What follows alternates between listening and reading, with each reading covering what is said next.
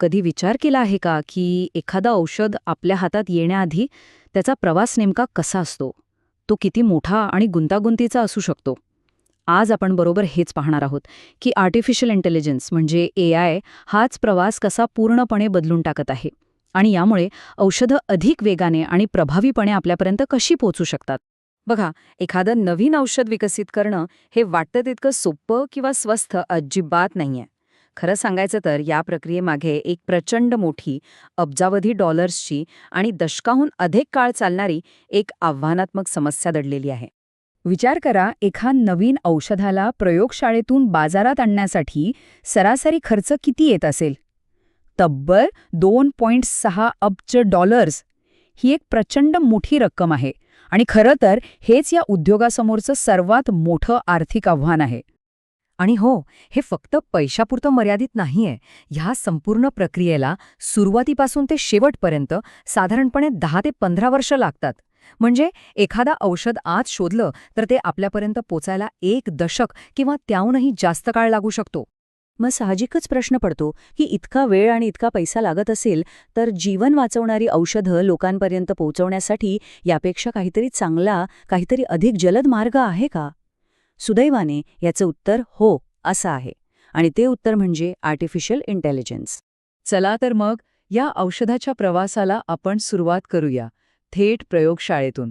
कारण इथेच अगदी पहिल्या टप्प्यातच एआय सगळ्यात मोठा बदल घडवून आणत आहे. इथे बघा, 2 पद्धतींमधला फरक अगदी स्पष्ट दिसतोय. एका बाजूला आहे आपली जुनी पारंपरिक पद्धत, जी खूपच वेळखाऊ आहे आणि ज्यात अपयशी होण्याची शक्यताही खूप जास्त आहे. तर दुसऱ्या बाजूला एआय आहे, जे लाखो रेणूंची तपासणी काही क्षणात करून यशस्वी होण्याची सर्वाधिक शक्यता असलेली रेणू शोधून काढतं. आणि हे फक्त कागदावर नाहीये. याचे एक उत्तम उदाहरण म्हणजे ॲटमवाईज नावाची कंपनी. कोविड-19 महामारीच्या काळात त्यांनी त्यांच्या एआय प्लॅटफॉर्मचा वापर करून जे काम करायला काही वर्ष लागली असती ते फक्त काही आठवड्यात पूर्ण केलं आणि संभाव्य उपचारांची ओळख पटवली. हे एआयच्या प्रत्यक्ष सामर्थ्याचं एक जबरदस्त उदाहरण आहे. ओके, समजा औषध प्रयोगशाळेतून बाहेर पडलं, पण त्यानंतर त्याचा सामना होतो सर्वात मोठ्या आणि सर्वात महागड्या टप्प्याशी, तो म्हणजे क्लिनिकल ट्रायल्स. पण चांगली गोष्ट ही आहे की इथेही एआय एक मोठा बदल घडवत आहे. तर एआय क्लिनिकल ट्रायल्सना अनेक बाजूंनी वेगवान बनवता. ते लाखो मेडिकल रेकॉर्ड्समधून योग्य रुग्ण शोधण्यापासून ते ट्रायलसाठी सगळ्यात चांगली जागा कोणती असेल हे ठरवण्यापर्यंत प्रत्येक गोष्टीत मदत करतं. यामुळे होतं काय की अचूकता वाढते आणि वेळही वाचतो. आणि याचा थेट परिणाम काय होतो?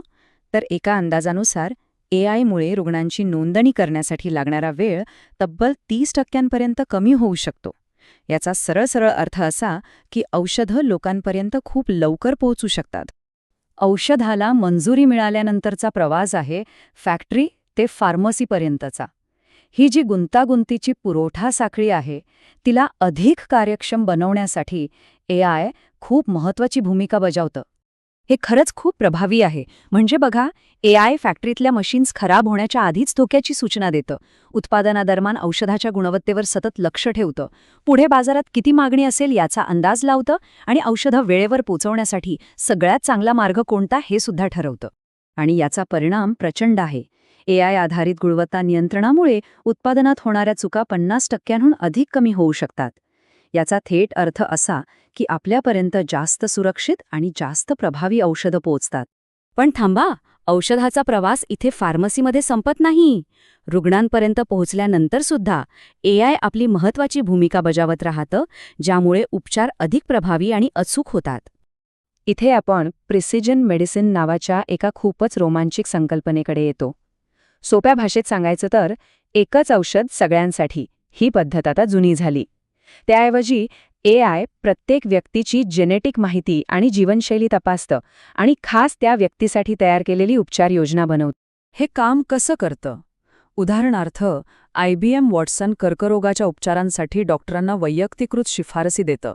एवढंच नाही तर एआय सोशल मीडियावर लक्ष ठेवून औषधांच्या संभाव्य दुष्परिणामांची, धोक्याची सूचना पारंपरिक पद्धतींपेक्षा खूप आधीच देऊ शकतं. हे सगळं ऐकायला खूपच आश्वासक वाटतंय, नाही का? पण एआयचा हा प्रवास पूर्णपणे सोपा नाहीये.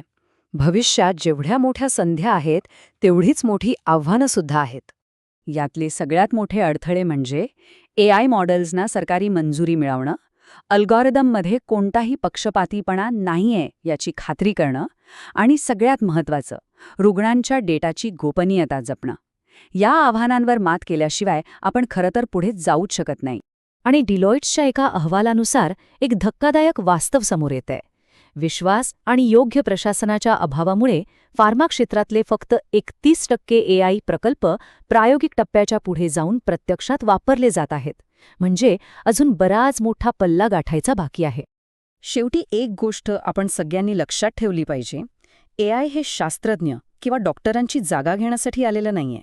ते एक शक्तिशाली साधन आहे जे मानवी कौशल्याला अधिक सक्षम बनवण्यासाठी, अधिक ताकद देण्यासाठी आलेलं आहे. तर मग जाता जाता एक प्रश्न मनात येतो, या तंत्रज्ञानाच्या मदतीने पुढील काळात AI आपल्याला कोणते मोठे आजार बरे करण्यासाठी मदत करेल? याचं भविष्य खरंच खूप रोमांचक असणार आहे, यात शंका नाही.